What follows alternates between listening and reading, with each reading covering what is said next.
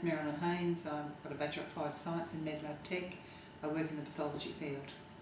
Merilyn, you've been heavily involved in the campaign against forced fluoridation of Queensland's water supplies. Could you please give an overview both of yourself and how you became involved in the issue of water fluoridation? Probably about 25 years ago, I read an article on water fluoridation and very quickly realised what a con was. It didn't work. It's a poison that's being put in our water supply and it harms people. And I vowed there and then when I read this article that, you know, if it ever happened to our water supply, I'd walk the streets. I didn't want that going into my family's drinking water. About that time, unbeknownst to me, my sister was living in Townsville and for about 4 years, and as soon as she got to Townsville she had massive problems with dermatitis. She was going to uni, she would come back here every university holidays and her dermatitis would clear up. She'd go back there, it'd break out again, and it was really painful and distressing to her. We would send her up all these various creams and potions and things and nothing happened. She'd go to dermatologists, nothing would help. Just before she was about to leave Townsville to come back to Brisbane, this doctor said to her that she might have a fluoride allergy. Well, she didn't even realise that Townsville's water was fluoridated. It's one of the few places in Queensland that has been fluoridated. And as soon as she came back to live down here, her dermatitis went away and she's never returned. She never had it before, she's never had it in 25 years since. And that sort of basically confirmed my, opinion that we do not want this in our water. And when we saw the storm clouds gathering about 5 years ago, we started becoming active and decided, we were going to do everything we possibly could to wake people up to this problem that people were trying, what the government was trying to do to us. What are the ethical implications of mass medicating public water supplies with industrial waste, and is forced fluoridation ethical in your view? It's very unethical. It goes against all the principles of informed consent for staff, medical informed consent. How dare they? I mean, they put these chemicals that are industrial waste products into our water ostensibly to treat our teeth, to decrease tooth decay or prevent teeth decay, which doesn't work, by the way. But I mean, if you're a patient and you go to a doctor, the doctor will assess your need for medication. They will follow you up. They will have a dose for you, whether you're a child or an adult or an elderly person. If you have specific medical conditions that may not be suitable, they won't put you on that drug, they'll put you on a different drug. This is never considered with fluoridation. We have the right to choose our medication, and this goes against that completely. I'll just go back a step on answering this question. What are the ethical implications of mass medicating the people with industrial waste? Well, for a start, the ethics of it's mass medication. So it's a slippery slope that we're on. Once they decide they can put this chemical in our water supply, which is an industrial waste product, I totally agree, then what is to then stop them putting lithium in our water, which is natural, to decrease the amount of manic depression in our society? Or why wouldn't they then put statin drugs into our water supply to decrease cholesterol levels if there's a problem with high cholesterol in our society? You have to consider this. Once you start doing something like this, where do you stop? Merilyn, can you explain for the audience the finer details of where the fluoride chemicals used in Australian drinking water come from, and also how are they produced? The fluoride chemicals in Australia are either sodium fluoride or 2-silico-fluoride chemicals. Sodium silicofluoride, which is a solid, and hydrofluorosilicic acid, which is a liquid. A lot of the silicofluorides come from inside Tech Pivot in Geelong. Sodium fluoride used to come from aluminium smelting, but nowadays most of the fluoride chemicals used are the 2-silicofluorides, and they can either be produced locally from inside Tech Pivot, or they can be imported from China particularly, or sometimes Belgium and Japan. I mean, they are waste products of the fertiliser industry. The silica fluorides are waste products of the fertiliser industry. What happens is that there's fluoride in the phosphate rock along with silicon. When they make superphosphate fertiliser, they're converting insoluble phosphate to soluble phosphate so that plants can take it up. They crush the phosphate rock, they mix it with sulfuric acid, and then you get two gases coming off. You get hydrogen fluoride and you get silicon tetrafluoride.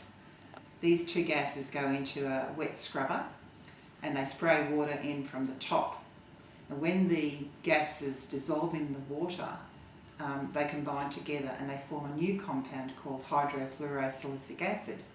They then keep on recycling that water through the wet scrubber, dissolving more and more of these gases as they're coming off, until they get to about 25% hydrofluorosilicic acid, which they then send off. They don't clean it up any more than that.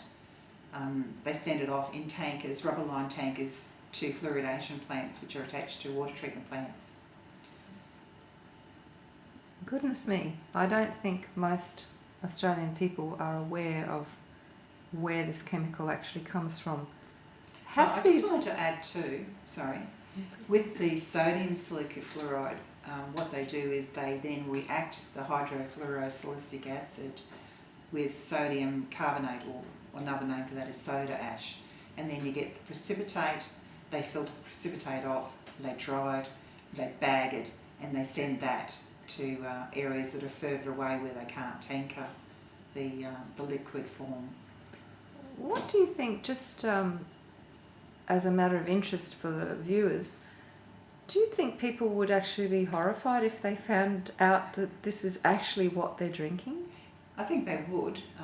Most people don't want to be drinking toxic waste of any form, and particularly from aluminium smelting toxic waste or fertiliser toxic waste, and that's why the government tries to deny that it is toxic waste, but that's exactly what it is.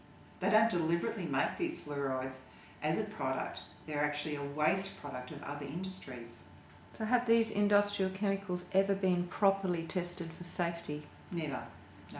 Anywhere in the early world? days, they did toxicity studies on sodium fluoride, but that was pharmaceutical grade sodium fluoride.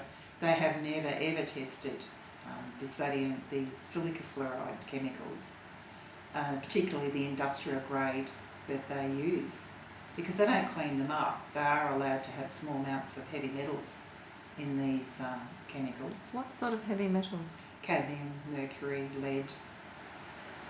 Goodness.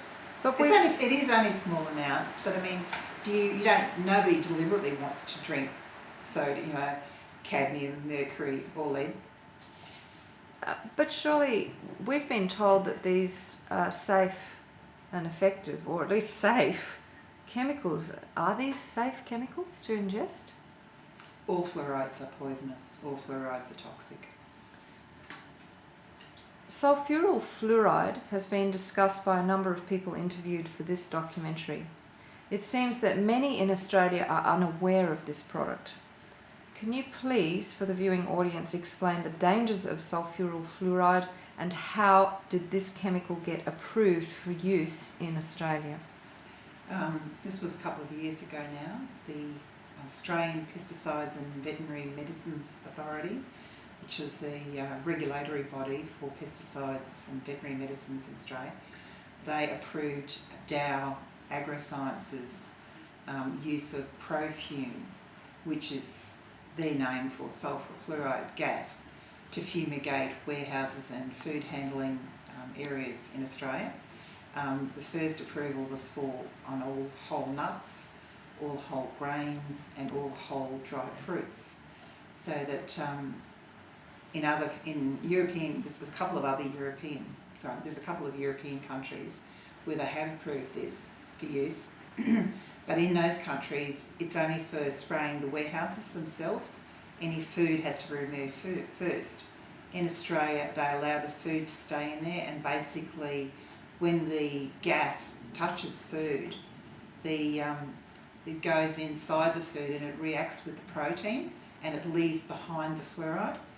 with all nuts, and that's any sort of nuts, they're allowing 30 parts per million residual fluoride. So there's 30 times higher amount of fluoride than is allowed in fluoridated water. And nobody knows how much, of these products. There's no testing, there's no compulsion for the various state governments to test how much fluoride is in these different types of food. And of course, whole grains, the wheat gets made into flour and all the different products. The nuts are crushed up and put into a whole lot of different products. Dried fruit is put into a whole lot of different products, but nobody measures how much fluoride is in these finished products. And are any of these products labelled that they've been fumigated? No, there is never any labelled. There's labels. So how are people to measure their dose of fluoride? They can't. That's exactly it. And if you're a vegetarian, you eat a lot more nuts or whole grains than other people, you are getting a much higher amount of fluoride into your diet. Just as an aside, just a thought that comes to mind, would overseas countries who import products from Australia that are made in Australia, would they perhaps be getting doses of sulfuryl fluoride that they don't know about because of the Australian regulations? Yes, they would be, because I don't think they are warned. And if those countries were aware of it, there might be implications for trade.